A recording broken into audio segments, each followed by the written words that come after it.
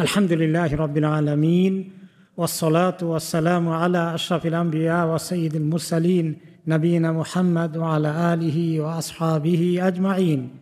আজকে আমাদের তাফসীর শুরু হচ্ছে ইনশাআল্লাহ সূরা আশ-শুআরার 52 নম্বর আয়াত থেকে 51 নম্বর আয়াত পর্যন্ত। শেষের দিকে যে আলোচনা ছিল, মুসা আলাইহিস সালামের দাওয়াতকে চ্যালেঞ্জ করে ফিরআউন জাদুকরদেরকে নিয়ে এসেছিল। এই চ্যালেঞ্জে মুসা আলাইহিস সালামকে পরাজিত করে দেখিয়ে দেবে যে মুসা ইজ রং, ফিরআউন ইজ রাইট। কিন্তু আল্লাহ তাআলা সেটা উল্টিয়ে দিলেন এবং ফিরআউন যখন তার জাদুকরদের কাছে তার নিজের ভরাডুবি ঘটে গেল, জাদুকররা মুসা আলাইহিস সালামের রবের উপর ঈমান এনে ফেললেন, তাদেরকে সে হত্যা করলো, শহীদ করে ফেলল। এখন এবারে তো তাদেরকে তো শেষ করে ফেললো, এখন ফিরআউনের আক্রোশ কার দিকে? মুসা আলাইহিস সালাম একলা নয়, গোটা বনি ইসরায়েলকে নিঃশেষ করবে। এখানে তৌহিদবাদী কোনো লোক থাকতে পারবে না মিশরে। তার রাজ্যে কারো কোনো তৌহিদের বিশ্বাসী কোনো লোকের অধিকার নেই। সব প্ল্যান করলো বনি ইসরায়েলের সবাইকে হত্যা করে ফেলবে। আল্লাহ তাআলা মুসা আলাইহিস সালামকে খবর জানিয়ে দিলেন 52 নম্বর আয়াতে, ওয়া আওহাইনা ইলা মুসা, আমি মুসাকে ওহী করে বলে দিলাম, আন আসরি বিইবাদি, আমার বান্দাদেরকে রাতের বেলায় নিয়ে পার হয়ে যান, প্রস্থান করেন রাতে রাতে। ইন্নাকুম মুত্তাবাউন, আপনাদেরকে ফলো করা হবে। ধরে তারা পিছনের লোক রেডি করছে যে সবাইকে ধরে হত্যা করবে। আন আসরি বিইবাদি, আল্লাহ তাআলা বলে দিলেন রাতে রাতে পার হয়ে যান। রাতের মধ্যেই এইগুলা সম্ভব, কারণ দিনের বেলাতে দেখে ফেলবে। রাতের বেলায় হিজরত করেছেন রাসূলুল্লাহ সাল্লাল্লাহু আলাইহি ওয়াসাল্লাম, তাই না? দিনের বেলা সক্ষম হতেন না। তো মুসা আলাইহিস সালামকে রাতের অন্ধকারে পার হয়ে যেতে বললেন। বিইবাদি, আমার বান্দাদেরকে নিয়ে, বনি ইসরায়েলকে নিয়ে যান, এই কথা বলেননি। এ দুটোর মধ্যে পার্থক্য আছে। আমার বান্দাদেরকে নিয়ে যান, এই সম্পর্কটা অনেক মায়া মমতার সম্পর্ক আল্লাহ তাআলার সঙ্গে আমাদের। আব্দ এর বহু বচন ইবাদ, আমার বান্দাদেরকে। এই জন্য রাসূলুল্লাহ সাল্লাল্লাহু আলাইহি ওয়াসাল্লামের পরিচয়, তিনি আল্লাহর বান্দা, আব্দুল্লাহি ওয়া রাসূলুহু, আল্লাহর তিনি বান্দা, যে আল্লাহর তিনি কি বলা যায়, বাংলায় শুনতে খারাপ দেখা যায়, কিন্তু আল্লাহর গোলাম, আল্লাহর দাস।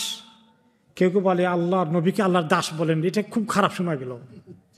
মানে বেশি প্রেস্টিজ কনসার্ন আর কি, খুব বেশি আল্লাহ নবীর সম্মান তো বাড়বে দাস বলার মধ্যে। সুবহানাল্লাযী আসরা বিআবদিহি, মনে আছে না? আল্লাহ রসুলকে নিয়ে ইসরা করার নেই, আল্লাহর বান্দাকে, আল্লাহর দাসকে ইসরা করিয়েছেন। নবী করিম সাল্লাল্লাহু আলাইহি ওয়াসাল্লামের সবচেয়ে বড় মর্যাদা, তিনি আল্লাহর দাসের মধ্যে দুনিয়ার মধ্যে 1 নম্বর আছেন। তিনি সবচেয়ে বেশি আল্লাহর ইবাদত করেছেন, সবচেয়ে বেশি আল্লাহর গোলামি করেছেন, সবচেয়ে বেশি আল্লাহর হুকুম মেনেছেন। তো বনি ইসরায়েলদেরকে তৌহিদের এই স্বীকৃতি আল্লাহ দিচ্ছেন। তারা যে দিনের কারণে পারসিকিউশন হয়েছে, তাদের প্রতি অত্যাচার হয়েছে, নির্যাতন হয়েছে, কত নির্যাতন করলো, কত কত শিশু বাচ্চাকে খতম করে দিয়েছে। তো এই জন্য তাদেরকে মহব্বতের সম্পর্ক আল্লাহ তাআলা বলেন, আমার বান্দাদেরকে, তৌহিদওয়ালাদেরকে নিয়ে আপনি রাতে রাতে পার হয়ে যান। ইন্নাকুম মুত্তাবাউন, আপনাদের সবাইকে ধাওয়া করা হবে, ধরা হবে এবং আপনাদেরকে তারা শেষ করে দেবে। ফাআরসালা ফিরআউনু ফিল মাদাইনি হাশিরিন, ফিরআউন সকল শহরে খবর পৌঁছিয়ে দিল যে যেখানে যেখানে আমার আর্মিরা আছে, কি পুলিশ আছে, সব রেডি, ধাওয়া করো। যেখানে যেখানে বনি ইসরাইল আছে সবগুলোকে ধরে নিয়ে আসো, একটাও যেন পালাতে না পারে, সবগুলোকে জমায়েত করে একসঙ্গে হত্যা করব। ইন্না হাউলাই লাশিরযিমাতুন কালিলুন, এরা এই বনি ইসরাইল, সেখানে তারা মাইনরিটি, অল্প সংখ্যক, সংখ্যালঘু মাত্র, তাদের এমন কোনো শক্তি নাই, তারা মাইনরিটি, সংখ্যালঘু। আমরা তাদেরকে কোনোটাকে ছাড়ব না, আমরা যেহেতু মেজরিটি, আমরা সংখ্যাগুরু, আমরা তাদেরকে এবারে চূড়ান্তভাবে শায়েস্তা করব। ওয়া ইন্নাহুম লানা লাগাইযুন, তারা আমাদেরকে অনেক ক্রোধের সঞ্চার করেছে, আমাদেরকে অনেক রাগান্বিত করেছে, আমাদেরকে অনেক রাগান্বিত করেছে। তার মানে ফেরাউন তার যখন এই লজ্জা পেয়ে গেছে, এটা তার ক্ষোভ রাগ অনেক গুণ বেড়ে গেছে, যে এবারে যে আক্রোশ আমার হয়েছে আর ছাড়ব না, সবাইকে শেষ করব। ওয়া ইন্না লাজামিউন হাযিরুন, আর আমরা সবাই অত্যন্ত সতর্ক আছি। আমাদেরকে মুসা একটা ঘাপলা দিয়ে আমাদেরকে ধোকায় ফেলে দেবে, আমরা এরকম কেউ না, সমস্ত জাতিকে সে খবর দিচ্ছে, প্রচার করছে। আমরা অত্যন্ত সতর্ক আছি। আমাদের এখানে বনি ইসরায়েলের কোনো সুযোগ নেই, আমরা অত্যন্ত সতর্ক, তারা যা কিছু করছে আমরা অ্যাকশন নেব। এটা হলো ফেরাউনের ধমক, লম্ফঝম্প, ডাক, হুঙ্কার। এখন আল্লাহ তাআলা বলেন যে আমি তো আরেকটা প্ল্যান করেছি। ফাখরাজনাহুম মিন জান্নাতিন ওয়া উয়ুন, আমি কিভাবে তাদেরকে তাদের এত বাগান বাড়ি প্যালেস ঝর্ণা ধারা সাজিয়ে রেখেছে, আমি সবগুলো থেকে তাদেরকে কিভাবে বহিষ্কার করলাম, বহিষ্কার করে ছেড়েছে। ওয়া কুনুজিন ওয়া মাকামিন কারীম, তাদের সম্পদের পাহাড় গচ্ছিত করে রেখেছিল, সেখান থেকে মাকামিন কারীম, অত্যন্ত সুসজ্জিত বালাখানাগুলো, প্রাসাদগুলো, বাগান বাড়িগুলো তৈরি করে রেখেছিল, সবগুলো থেকে বহিষ্কার করলাম আমি কিভাবে। শুধু বহিষ্কার করিনি, কাযালিকা ওয়া আওরাসনাহা বানি ইসরাঈল, আমি বনি ইসরায়েলকে সেগুলোর ওয়ারিশ বানিয়ে দিলাম, তারা সেগুলো সব দখল করলো ফেরাউনের সলিল সমাধির পরে। তা আল্লাহ তাআলা কি বলেন, ওয়া মাকারু ওয়া মাকারাল্লাহ ওয়াল্লাহু খায়রুল মাকিরিন।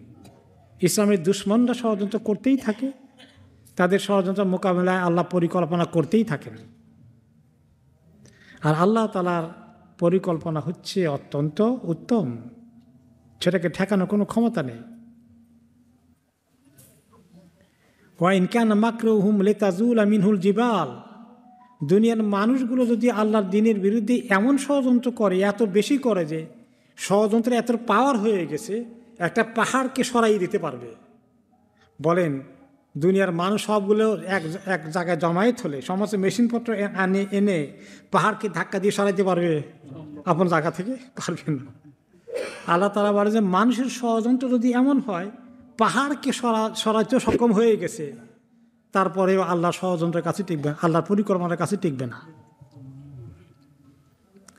তাহলে আমি এভাবে করলাম, তাদের জায়গার সবগুলোর তাদেরকে নিপাত করে দিয়ে সাগরে ডুবিয়ে এগুলার মালিকানা কাদেরকে দিলাম? বনি ইসরায়েলকে দিয়ে দিলাম, তারা সব দখল করল। তো আল্লাহ তাআলা রেজাল্টটা বলে দিচ্ছেন, তার আগে প্রসেসটা কী ছিল, প্রসেস এখন বলছেন। ফাতবাউহুম মুশরিকিন, তারা রাতের ভিতরে চতুর্দিকে খোঁজ খবর দিয়ে তারা সূর্য ওঠার প্রাক্কালে শেষ রাতে প্রত্যুষে তারা সবাই জলদি করে রওনা করলো। খবর পেলো কোন দিকে গিয়েছে, ওই আরব সাগরের দিকে মুসা গিয়েছে, খোঁজ খবর নিল তার লোকজন দিয়ে, ওই দিকে সকাল সকাল রওনা করে দিল, সূর্য ওঠার আগেই রওনা করে দিল। রওনা করতে করতে সাগরের প্রায় কাছে চলে গেছে, ওই সমস্ত সূর্য উঠে গেছে ওই সময়। এবং মুসার লোকেরা পিছনে তাকিয়ে দেখলো, ওদের তো ভয় আছে, বারবার পিছনে তাকায় ধাওয়া করে কিনা। পিছনে তাকিয়ে তারা দেখলো অন্ধকার কেটে গেছে, এখন আলো ফুটে উঠছে, এই তো দেখা যায়, ওই যে মনে হয় দূর থেকে তার ঘোড় সওয়ার বাহিনী, উটের বাহিনী সব আসতেছে মনে হয়, যেন এরকমই তো মনে হয়। তাদের তো অবস্থা কাহিল, পালপিটেশন শুরু হয়ে গেছে বনি ইসরাইলের। ফালাম্মা তারাআল জামআন ক্বালা আসহাবু মূসা ইন্না লামুদরাকুন, যখন সত্যি তারা কাছাকাছি এসে গেল, মুসার সঙ্গীরা এখন বলে সর্বনাশ, এবারে তো আমাদেরকে তারা ধরে ফেলবে, সামনে সাগর, ওখানে গেলে ডুবে মরবো, আর পালানোর চেষ্টা করলে কোনো রাস্তা নাই, তারা এখন আসতেছে বিরাট বাহিনী নিয়ে, আজকে শেষ। নবীদের সাথে আছেন, আল্লাহ যে কিছু করবেন এই ইয়াকিন নাই। মানুষের আসলে বিপদ দেখলে আল্লাহর উপরে তাওয়াক্কুল যে কোন জায়গায় পালায়। বিপদ দেখলে মানুষ বেহুশ হয়ে যায়। সুবহানাল্লাহ, আল্লাহ তাআলা আমাদেরকে ঈমান মজবুত করে দিন। বিপদ দেখলে তো আমাদের ঈমান দুর্বল হয়ে যায়। আল্লাহর উপরে তাওয়াক্কুলটা মনে হয় যেন রাখিও রাখতে পারি না, কিছু রাখি কিছু মধ্যে হাতে রাখি, এই অবস্থা। তো মুসা আলাইহিস সালাম ঠান্ডা মাথায় বলছেন, বনি ইসরাইলের প্যানিক দেখে, তাদের আতঙ্ক দেখে তিনি বললেন কাল্লা, ক্বালা কাল্লা, তিনি বললেন কখনো নয়, ইন্নামা ইয়া রাব্বি সায়াহদিন, আমার সঙ্গে তো আমার রব আছেন, তিনি আমাকে কথা দিয়েছেন আমাদেরকে হেদায়েত দিবেন, রাস্তা দেখিয়ে দিবেন, পার করে দিবেন।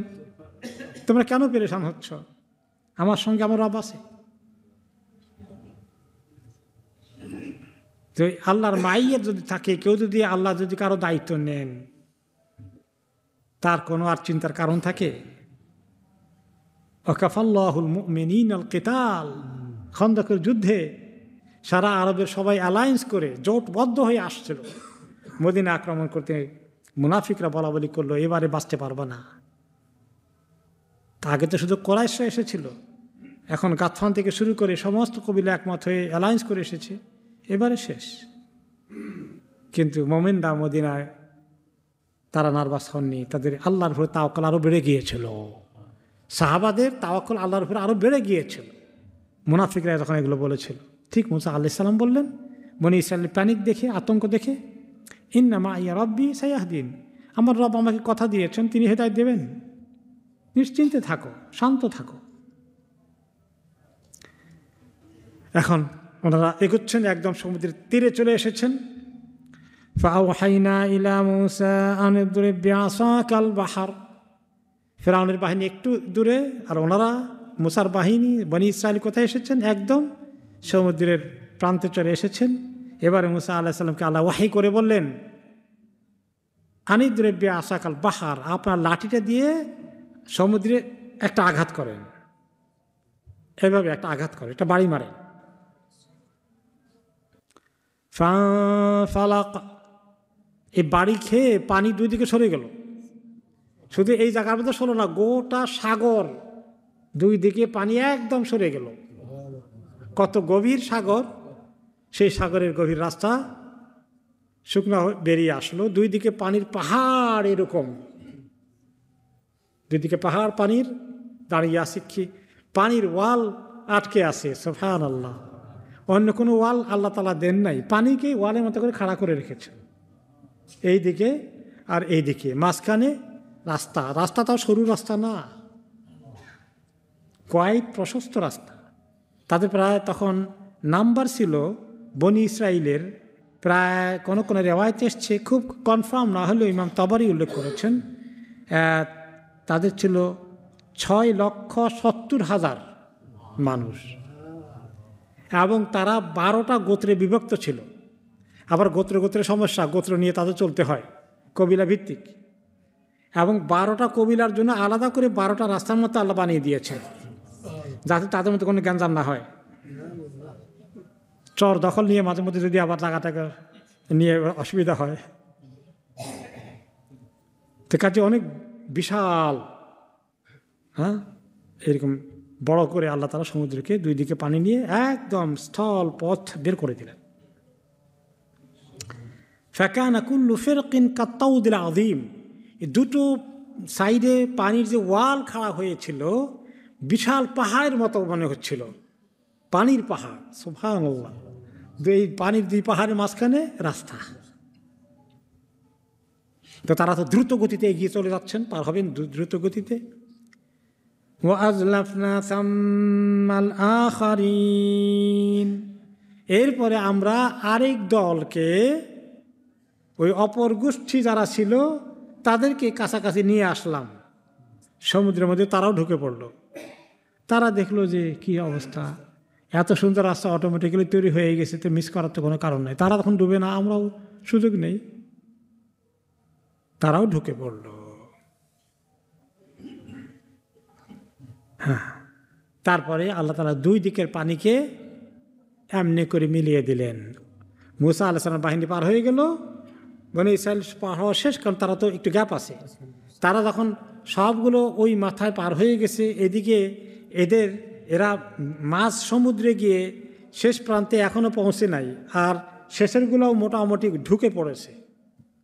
সবগুলোকে ঢুকানোর পরে আল্লাহ তাআলা দুই দিকের পানিকে একসঙ্গে নিমেষের মধ্যে এনে দিলেন। কি সলিল সমাধি হাবুডুবু খেয়ে সব সলিল সমাধির শিকার হয়ে গেল।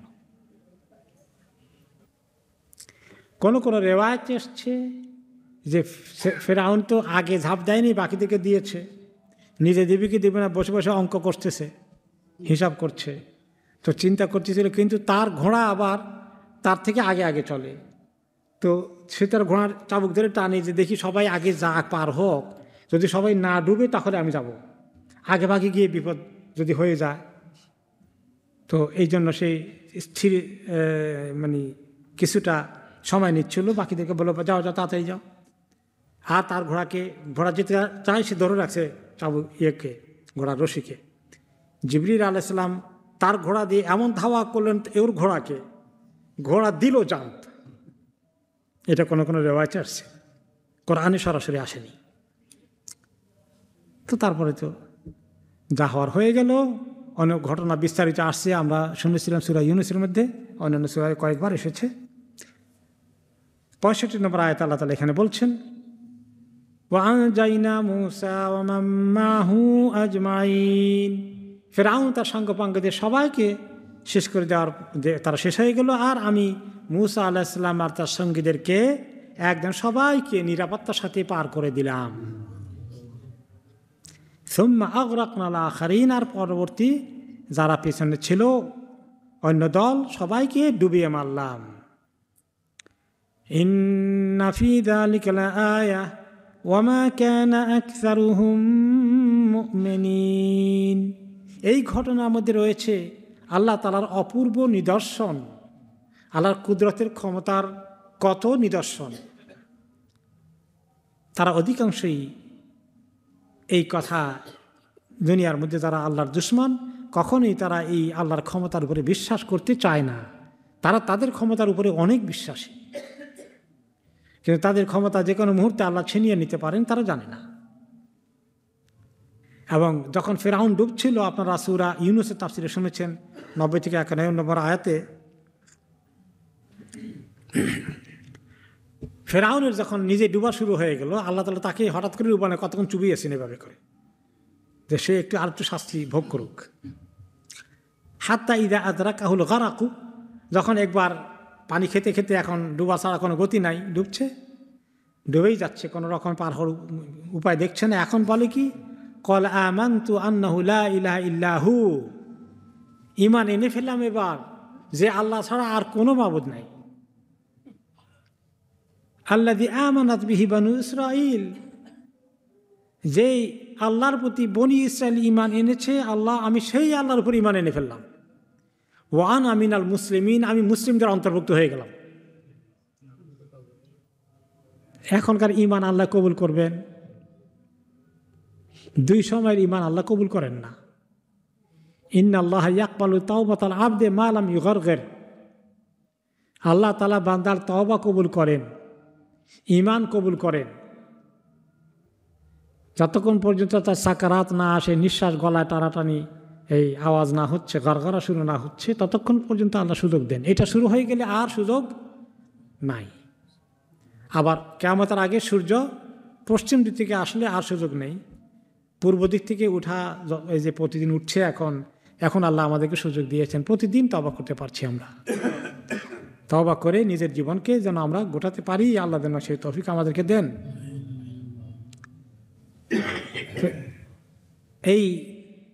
এরপরে আল্লাহ তাআলা তাকে তো মারলেনি, আমরা শুনেছিলাম তাফসিরে সূরা ইউনূস 91 আল্লাহ তার সেই কথার ঈমানের জবাবে আল্লাহ তাআলা কি বললেন?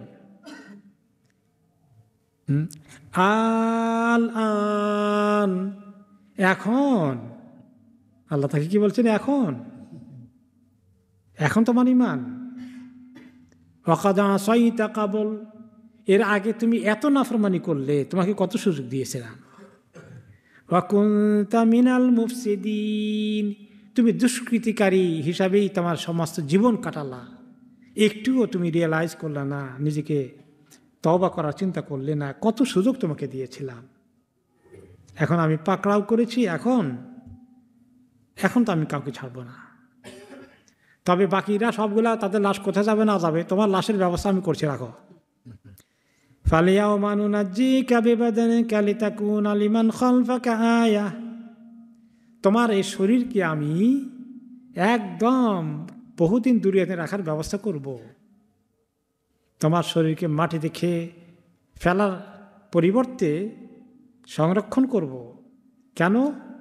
লিমান খালফাকা আয়া, তোমার পরে যারা পৃথিবীতে যুগে যুগে বিভিন্ন জাতির লোকজন আসবে, তাদের জন্য যেন তুমি কি করতে পারো, নিদর্শন হতে পারো, শিক্ষার কারণ হতে পারো।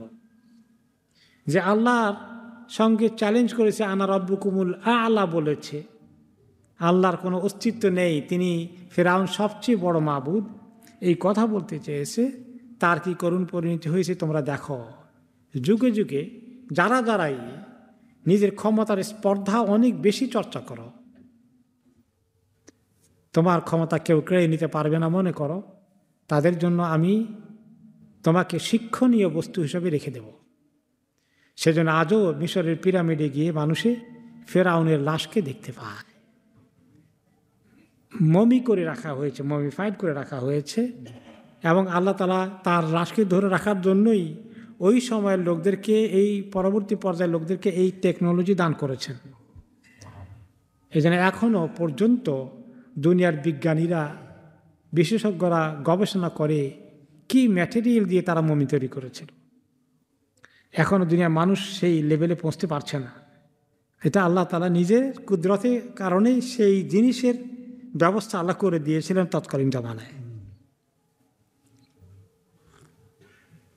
এই জন্য তার শরীরকে আস্ত রেখে দিয়েছেন। আলিয়াউমা নুনাজ্জিকা বিবাদানিকা, তোমার শরীরটাকে আমি হেফাজত করে রাখব। এই হেফাজতে ফেরাউনের অনেক সম্মান বাড়লো নাকি? তার শান বেড়ে গেল নাকি? বরঞ্চ অভিশপ্ত লোকটাকে পৃথিবীর মানুষ এখনো দেখে অভিশপ্তকে দেখবে, তার প্রতি ঘৃণা প্রকাশ করবে, তার শান বাড়েনি। তার জন্য আরো কলঙ্কের কারণ হয়েছে। কত মানুষের ঘৃণা অভিশাপ সে এখনো নেবে। ফেরাউনের কাহিনীর পরে আল্লাহ তাআলা এবার আরেক নবীর কাহিনী আনছেন। মুসা আলাইহিস সালামের কাহিনীর সঙ্গে ফেরাউনের কাহিনী আসছিল, এবার আল্লাহ তাআলা আনছেন ইব্রাহিম আলাইহিস সালামের কাহিনী, যাকে বলা হয় আবুল আম্বিয়া, সমস্ত নবীদের বাবা যিনি। আর তিনি হচ্ছেন মুসলিম উম্মার জাতির পিতা। মিল্লাত আবিকুম ইব্রাহিম, তোমাদের জাতির পিতা ইব্রাহিমের মিল্লাত। ওয়াতলু আলাইহিম, তার আগে ওয়া ইন্না রাব্বাকা লাহুয়াল আজিজুর রাহিম, ৬৮ নম্বর আয়াতে আল্লাহ তাআলা ফিরআউনকে ধ্বংস করে কনক্লুশন দিচ্ছেন, ওয়া ইন্না রাব্বাকা লাহুয়াল আজিজুর রাহিম, নিশ্চয়ই আপনার রব তিনি একমাত্র সত্যিকার মুনতাকিম, সত্যিকার প্রতিশোধ গ্রহণকারী, সত্যিকার শায়েস্তাকারী। আর তিনি রাহিমও, অনেক দয়াময়। তিনি দয়াময়, দয়ালু। যারা তার প্রতি আস্থাশীল, তার প্রতি ঈমানদার, মুমিন, মুত্তাকি, তাদের প্রতি তিনি অত্যন্ত সদয়। আর যারা তার দুশমনি করে তাদেরকে কিভাবে শায়েস্তা করতে হয় সেটা আল্লাহর পক্ষেই সম্ভব। তিনি একমাত্র পারঙ্গম, এবং আল্লাহ শাস্তি দিতে গেলে তার থেকে বাঁচার কারো কোনো ক্ষমতা নেই। তারপরে আল্লাহ তাআলা নবী ইব্রাহিম আলাইহিস সালামের কাহিনী বলছেন, ওয়াতলু আলাইহিম নাবা ইব্রাহিম, হে নবী মুহাম্মদ সাল্লাল্লাহু আলাইহি সাল্লাম, আপনি তাদেরকে তেলাওয়াত করে শুনান ইব্রাহিম আলাইহিস সালামের খবর। নাবা মানে খবর, ইব্রাহিমের খবর শুনান। ইব্রাহিম আলাইহিস সালামের খবর কি? তার জিন্দেগি কিভাবে নবুয়ত পাওয়ার আগে, নবুয়ত পাওয়ার পরে কেমন হলো। ইয ক্বালা লিআবিহি ইয়া কওমিহি মা তা'বুদুন, তিনি তার বাবাকে এবং তার এলাকার লোকজনকে বললেন, মা তা'বুদুন, আপনারা কি ইবাদত করেন, কিসের ইবাদত করেন? তো প্রশ্ন করা কারণ হলো কি, তিনি যদি বলেন, আগেই বলেন যে আপনারা যেগুলোর ইবাদত করেন এগুলো তো মাটির তৈরি পুতুল, এগুলোতে কোনো ক্ষমতা নেই। তিনি তাদের মুখ থেকে কথা বের করাতে চান যে কী জিনিসের ইবাদত করেন। ক্বালু না'বুদু আসনামা ফানাযাল্লু লাহা আকিফিন, আমরা তো মূর্তিগুলোর ইবাদত করি, তুমি দেখো না, তুমি পছন্দ করো আর নাই করো, আমরা এগুলোর মধ্যে এগুলার ইবাদত করা, এগুলোর মধ্যে উৎসর্গ করা, এগুলোর জন্য আমাদের জান দেওয়া, এগুলো করেই যাব। তুমি কি মনে করছো তুমি এগুলা বললে কি আমরা ছাড়বো নাকি? তো তিনি তাদের সঙ্গে খুব সুন্দর করে তর্ক করছেন, শান্ত ভাষায়, যুক্তি সহকারে, ইমোশনাল কিছু নয়। এই যে ইসলামের ব্যাপারে কেউ জানতে আসলে, অমুসলিমরা যদি ইসলামে অ্যাটাক করে কথা বলে, তাহলে আপনি খুব গরম হয়ে বলার মধ্যে ফজিলত বেশি নাকি? তা আমাদের তো মাথা গরম হয়ে যায়। জাহেলের সঙ্গে এরকম গরম হয়ে তো লাভ নেই। চেষ্টা করতে শান্তভাবে থাকতে হবে। আল্লাহ যে আমাদেরকে শান্ত থাকার তৌফিক দান করেন, এটাই ভালো। কিন্তু তিনি সুন্দর করে বললেন, ক্বালা হাল ইয়াসমাউনাকুম ইয তাদউন, আচ্ছা একটা কথা, আপনারা যে এত দোয়া করেন ওগুলো কি ওরা শুনে? তাদেরকে জিজ্ঞাসা করতেছেন, ওরা কি আসলে শুনে নাকি? আও ইয়ানফাউনাকুম আও ইয়াদুররুন, কোনোটাকে আপনার উপকার করতে পারে, কি উপকার করতে পারবে? কোনো সময় উপকার পেয়েছেন? আর তাদের ইবাদত না করলে ক্ষতি করবে, দুশ্মনী করবে, শাস্তি দিবে, এরকম কিছু কি কখনো দেখেছেন, পেয়েছেন? কোনো প্রমাণ আছে? এগুলোর জবাব তাদের কাছে আছে? কোনো কিছু, এগুলো কোনো উপকার তারা কোনো সময় পেয়েছে, এগুলো তাদেরকে হেল্প করেছে, এটা দেখাইতে পারবে না। আর এগুলো তাদের ক্ষতি করেছে, এটাও তো বলার কোনো কারণে যে অমুক দিন অমুক মাবুদ আমাকে সে এই ক্ষতি করে গেছে, অমুক দিন এই মাবুদ এই উপকার করেছে, এটা তারা কোনো প্রমাণ দিয়ে দেখাতে পারবে? অসম্ভব। এখন এগুলোর মোকাবিলায় তারা দেখে যে কোনো জবাব তো নেই, তখন তারা বলে, তাদের যুক্তি কোনটা? ক্বালু বাল ওয়াজাদনা আবাআনা কাযালিকা ইয়াফআলুন, তারা বলে যে আসলে তো আমরা আমাদের পূর্বপুরুষদেরকে, বাপ দাদাদেরকে দেখেছি এদের ইবাদত করে যায়, সেই কালচার, সেই ট্রেডিশন, সেই সংস্কৃতি, সেই ইতিহাসকে আমরা ধরে রাখছি, বাপ দাদা তা করে গেছে সেটা।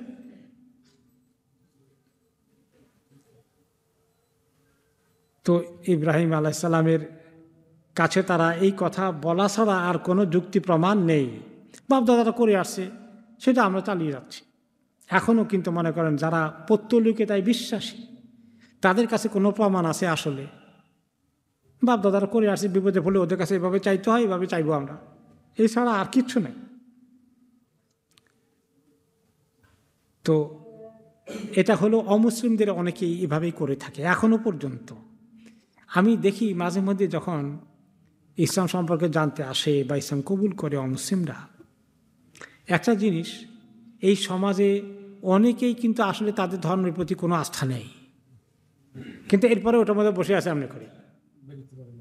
এই শুধু খ্রিস্ট ধর্ম না, যত রকমের ধর্ম আছে, পৌত্তলিকতার যত ধর্ম আছে সবগুলাই একই অবস্থা। তো সবাই করছে বাপদাদা, এখন তাদেরটা আসি কামনে ওটার মধ্যে ধরে আছে। তো এই যে অভ্যাসটা শুধু অমুসলিমদের ভিতরেও না, মুসলিমদের ভিতরেও আছে। কি আছে? শিরকের মধ্যে আছে, অমুক মাজারের মধ্যে এত ফজিলত আছে, অমুক মাজারের মধ্যে যে কোনো মানত করলে হাসিল হয়েই ছাড়ে, কোনটা হাসিল হয়েছে কোনটা কে করলো কার সাক্ষী প্রমাণ কিছু নাই। কিন্তু এটার পিছনে এমন ইমান আকিদা, এটার পিছনে প্রতি বছর ওরসে যে সমাগম ইত্যাদি হচ্ছে, এগুলো ওই অমুসলিমদের কাছাকাছি নয় কি? এটাও শিরক আর ওদেরটাও শিরক। এখন যারা এগুলোতে অভ্যস্ত, তারা দেখছে তাদের বাপদাদা এগুলো করেছে, কত বছর ধরে যুগ যুগ ধরে এগুলো হয়ে আসছে। আপনি কি মনে করছেন? তো ভালো না হলে কি এত মানুষ আসে নাকি? এই যুগ যুগ ধরে এত মানুষ আসলো, একজনে মানে আছে আমার অনেক আগের কথা, না দে আলী তাবিজ আছে, না দে আলী তাবিজের কিতাবের মধ্যে না, আলীকে ডাকো মাযহারাল আজায়েবে, যিনি অপূর্ব ক্ষমতার অধিকারী, তার বদৌলতে তোমার সমস্ত সমস্যা দূর হয়ে যাবে। তো আলী, তো কোনো একজন ইমাম সাহেবকে আমার এখান থেকে একজন শুনে গিয়ে মুসলিমরা জিজ্ঞাসা করলো যে এভাবে, এবং ওনারা না দে আলীর তাবিজ দেন, লেখাই আছে মজিফার কিতাবে না দে আলীর তাবিজ, এটা নিলে খুব ফজিলত, সব কাজ হয়ে যায়, এই মিথ্যা কথা ছড়িয়ে দিচ্ছে। তো একজন জিজ্ঞেস করলেন ইমাম সাহেব, কোন এক মসজিদের ইমাম, সুবহানাল্লাহ, আমাদের মসজিদ থেকে বেশি দূরে না, জিজ্ঞাসা করলো যে না দে আলিয়ান মানে আলীকে ডাকো, মানে আলীর কাছে সাহায্য চাও, তো আলী কি সাহায্য করতে পারবেন? এটা সাহায্য তো আল্লাহ করবেন। কারে মিয়া তুমি কি মনে করছো আলী কি তোমার মতো নাকি? তাহলে অমুসলিম আর মুসলিমের পার্থক্য কি থাকলো? বাপ দাদা যা করে আসছে সেটাই। আলহামদুলিল্লাহ বিগত কয়েক 2-3 দশকে আমাদের লোকদের মধ্যে সহি কোরআন হাদিস ভিত্তিক ইসলাম জ্ঞান চর্চার সুযোগ বাড়ছে না কমছে? আলহামদুলিল্লাহ অনেক মানুষের মধ্যে পরিবর্তন আসছে, সহি দিন আমল করছে। বিভিন্ন রকমের শিরক বিদআতে যেভাবে দিনকে সাজানো হয়েছিল সেখান থেকে আল্লাহ তাআলা বের হয়ে আসার রাস্তা আমাদেরকে দিয়েছেন। কিন্তু স্টিল কিছু লোক এখনো কি বলবে, এই তোমরা বাপদাদা থেকে বেশি বুঝো নাকি? ওই কথা এখনো বাপদাদার দলিল, এখনো বাপদাদার দলিল আছে। তো ইব্রাহিম আলাইহিস সালামের লোকেরা কোনো উত্তর না পেয়ে কি বলল, ক্বালু বাল ওয়াজাদনা আবাআনা কাযালিকা ইয়াফআলুন, যেহেতু আমাদের বাপদাদা এইভাবে করে গিয়েছে নিশ্চয়ই সেটাই ঠিক হবে, তারা থেকে খারাপ কিছু করার কথা না, তাদের তরিকে আমরা জারি রাখবো, তুমি যত কথাই বলো না কেন। ক্বালা ফারাআইতুম মা কুনতুম তা'বুদুন আনতুম ওয়া আবাউকুমুল আকদামুন, তোমরা কি দেখেছ এই যে তোমরা যাগুলোর ইবাদত করো, তোমরা এবং তোমাদের পূর্বপুরুষরা যা কিছু করে গিয়েছেন, যাদের ইবাদত করেছে, আমি তাদের একটারও ইবাদত করব না, আমি তাদেরকে বর্জন করব। ফাইন্নাহুম আদুউন লি ইল্লা রাব্বাল আলামিন, এসবগুলো আমার দুশ্মন। মূর্তিগুলো তো ওনার সঙ্গে দুশ্মনী করে নাই, কিন্তু মূর্তিগুলা দুশ্মনের সিম্বল, যেগুলার পিছনে কাজ করছে শয়তান। ইবলিস শয়তান মানুষকে আল্লাহ থেকে সরিয়ে মূর্তির কাছে নিয়ে গিয়েছে, তাই না? তো এগুলো আমার সব দুশ্মন, এগুলো দুশ্মনীর হাতিয়ার ইবলিসের। ইল্লা রব্বাল আলামিন, আমি কিন্তু তোমাদের এটার মধ্যে নেই, আমি একমাত্র রব্বুল আলামিনের ইবাদত করব, যিনি সমস্ত সৃষ্টির রব, সৃষ্টিকর্তা, তাদের রিজিকদাতা, তাদের পালনকর্তা, সমস্ত ভালো মন্দের ক্ষমতা যার কাছে আছে, সেই আল্লাহর প্রতি আমি বিশ্বাসী থাকবো। এগুলোতে আমি থাকবো না, এগুলো ঠিক করছো না তোমরা। আল্লাযী খালাকানি ফাহুয়া ইয়াহদিন, সেই আল্লাহর পথে আমি থাকবো, সেই আল্লাহর ইবাদত করব যিনি আমাকে সৃষ্টি করেছেন, নিশ্চয়ই তিনি আমাকে সঠিক পথের দিশা দিবেন। ইব্রাহিম আলাইহিস সালাম এই কথা বললেন। তারপরে তিনি আরেকটু বলছেন, ওয়াল্লাযী হুয়া ইউতঈমুনি ওয়া ইয়াসকিন, তোমাদের রব কি করে কিছু তো বলতে পারলা না, তবে আমার রব আমাকে খাবার দেয়, রিজিকের ফয়সালা তার কাছ থেকে হয়। আমার পানীয়ের ব্যবস্থা দুনিয়ার মধ্যে এই ঠান্ডা পানি থেকে শুরু করে সুপেয় পানি তিনি সাপ্লাই দিয়েছেন আমাদেরকে। ওয়াইদা মারিদতু ফাহুয়া ইয়াশফিন, আর আমি অসুস্থ হয়ে গেল শেফা তার কাছ থেকেই আসে। ওয়াল্লাযী ইউমিতুনি সুম্মা ইউহয়িন, আর যিনি আমাকে জীবন দিয়ে যে মৃত্যুদান করবেন, অতঃপর তিনি আমাকে আবার জিন্দা করবেন পরকালে। ওয়াল্লাযী আতমাউ আন ইয়াগফিরা লি খাতীআতি ইয়াউমাদ্দিন, আর সে আল্লাহর কাছে আমার অনেক আশা আছে তার ইবাদত করার কারণে, তার প্রতি ঈমান আনার কারণে, যে তিনি আমাকে ক্ষমা করে দিবেন, আমার সমস্ত গুনাহ দোষ ত্রুটি মাফ করে দিবেন। ইয়াউমাদ্দিন, কিয়ামতের দিন বিচার করতে এসে আশা করি আমাকে ক্ষমা সুন্দর দৃষ্টিতে দেখে তিনি আমাকে পার করে দেবেন। এই কথাগুলো বললেন। ওনার রবের কত ক্ষমতা, আর তাদের রব কি করে, তার মোকাবিলায় তারা কিছু বলার সুযোগ আছে? কিছুই নাই। এটা একটা দাওয়াতি বক্তৃতার মতো তিনি করলেন। তো আল্লাহ তাআলার এই রবের উপরে যাদের ঈমান এসেছে, আমরা কত সৌভাগ্যের অধিকারী।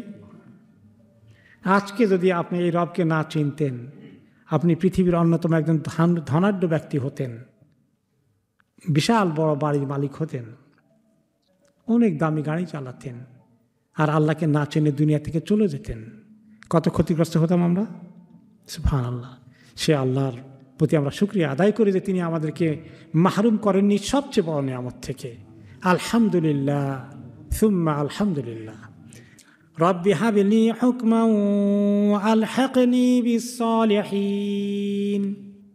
রব্বি হাবলি হুকমা, আল্লাহ আপনি আমাকে হুকুম দান করেন। তার মানে আপনি আমাকে আপনার পক্ষ থেকে ওয়াহি দান করেন। ইব্রাহিম আলাইহিস সালামকে আল্লাহ তাআলা যে দিয়েছেন, নবুয়তের জন্য চুজ করেছেন, তিনি এটা বুঝতে পেরেছেন।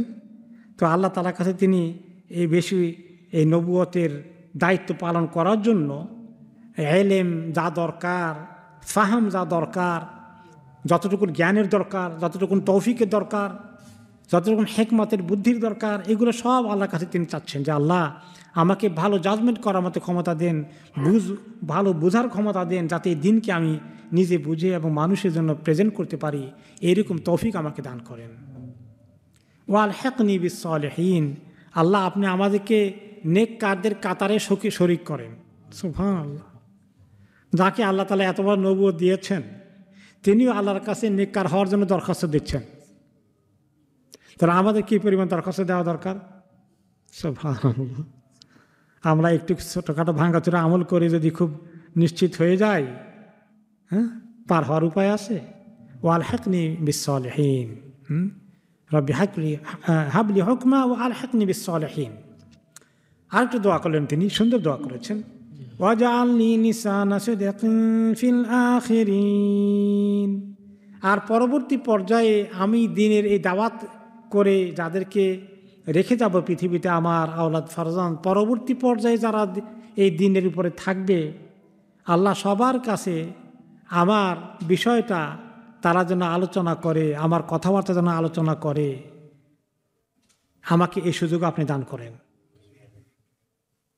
এখনো পর্যন্ত আল্লাহ তাআলা ওনার এই দোয়াকে কবুল করেছেন। ওকে, যে ওনার জন্য আল্লাহ তাআলা কোরআনে পাকে ওনার কত প্রশংসা করেছেন। ইব্রাহিম একজন নিজে একলাই এক উম্মত ছিলেন, উম্মত, এবং সমস্ত এরপর যত নবী আসছেন সবার তিনি হচ্ছেন পিতা। এই জন্য ওনার টাইটেল হচ্ছে আবুল আম্বিয়া, নবীগণের পিতা। কারণ পরবর্তী সব নবী ওনার গোষ্ঠী থেকে এসেছে। আর গোষ্ঠীর দুইটা সিলসিলা, একটা সিলসিলা আসছে ইসহাক আলাইহিস সালাম থেকে, আর একটা সিলসিলা আসছে ইসমাইল আলাইহিস সালাম থেকে। এর বাইরে আর কোনো নবী পরে আসে নাই। এসব নবীদের পরদাদা আদি পিতা হচ্ছেন এখন ইব্রাহিম আলাইহিস সালাম। এই জন্য খ্রিস্টানরাও দাবি করে আমরা তো ইব্রাহিম আলাইহিস সালামের তরিকায় আছি, মুসা আলাইহিস সালাম লোকেরাও দাবি করে ইব্রাহিম। এই ব্যাপারে তাদের কোনো আপত্তি না, ওনাকে তো মানি, অবশ্যই মানি। কিসের মানে খালি মুখে, কিন্তু ওনার আমলের মধ্যে কোনোটার মধ্যে নেই। তো এখনও পর্যন্ত আর এই উম্মতের মধ্যে, উম্মতের সঙ্গে ওনার সম্পর্ক, আমরা যে ওনাকে কত রেসপেক্ট করি, আল্লাহ তাআলা ওনাকে স্মরণ করে দেওয়ার নামাজের মধ্যে ঢুকে দিয়েছেন। আল্লাহুম্মা সাল্লি আলা মুহাম্মাদ ওয়া আলা আলি মুহাম্মাদ কামা সাল্লাইতা আলা ইব্রাহিম ওয়া আলা আলি ইব্রাহিম, সুবহানাল্লাহ, কামা বারাকতা আলা ইব্রাহিম ওয়া আলা আলি ইব্রাহিম। আমাদের নামাজের মধ্যে ওনার নামটাকে ঢুকিয়ে দেওয়া হয়েছে, ওনার প্রতি দোয়া করার জন্য স্পেশালি। তো এই সুন্দর দোয়া তিনি করেছেন। আমরা তো কেউ নবী হতে পারবো না, কিন্তু আমরা যদি বলি যে আল্লাহ আমাকে দিয়ে এমন কাজ করান, আমার ভালো কাজের জন্য ফল সিলসিলা জারি থাকে আমার পরে আল্লাহ দুনিয়ার মধ্যে, এই তামান্না করতে বাধা আছে না। আপনি যদি আপনার ছেলেপেলেগুলাকে দিনদার বানিয়ে যান, মাশাআল্লাহ, তারা আপনার কথা আলোচনা করবে, আপনার জন্য দোয়া করবে। এমনকি ছেলেপেলে ভালো হয়ে গেলে নাতিগুলো দাদার কথা নানার কথা মনে করবে, ঠিক কিনা, তার জন্য দোয়া করবে। তো এইভাবে এখানে শিক্ষা আছে যে একজন মানুষের অনেক অ্যাম্বিশন থাকবে, এত নেককার হতে চায় যে আল্লাহ আমার যেন মানুষের কাছে পরিচিতি, মানুষের কাছে সম্মান, মানুষে আমার কথা খুব বেশি বলা, এইটা উদ্দেশ্য নয়। আমার আমলের সিলসিলা যদি জারি থাকে তাহলে এটা তো আমার যত লোকে এটাকে ক্যারি অন করবে আমি তো অটোমেটিক্যালি পাবো। এই জন্য কেউ যদি আপনার কথায় কেউ যদি কোনো বেদিন দিনদার হয়, আপনার কথায় কোনো বেনামাজি যদি নামাজি হয়ে যায়, আপনি তাকে দাওয়াত দিয়েছেন, সে বেনামাজি না, মুসলমান কিন্তু নামাজ পড়ে না, আপনি তাকে বুঝিয়ে শুনিয়ে আপনি তাকে দিনের মধ্যে নিয়ে আসছেন, নামাজ পড়ানো শুরু করে দিয়েছেন। তাহলে আপনার কথা শুনে নামাজি হলো, এই পর্যন্ত এখন থেকে যত নামাজ পড়বে সে, তার নামাজের যত নেকি পাবে সমপরিমাণ নেকি আল্লাহ তাআলা আপনাকে দান করবেন। তাহলে দাওয়াতি কাজ করা মুসলমানের জন্য কত সৌভাগ্যের ব্যাপার না? ইব্রাহিম আলাইহিস সালাম থেকে আমরা এগুলোর উৎসাহ পাই যে কিভাবে একজন মুমিন ভেরি অ্যাম্বিশাস হবে। আমার নিজের আমল তো এতটুকুন হলো, কিন্তু আমি যদি 10 জনকে 100 জনকে 20 জনকে এভাবে আমলে ঢুকিয়ে দিতে পারি, তাদের সমপরিমাণ আমার আমল নামায় চলে আসে, আল্লাহ কত ধনী হওয়ার সুযোগ আছে। হ্যাঁ, লাভের উপরে লাভ, তাই না?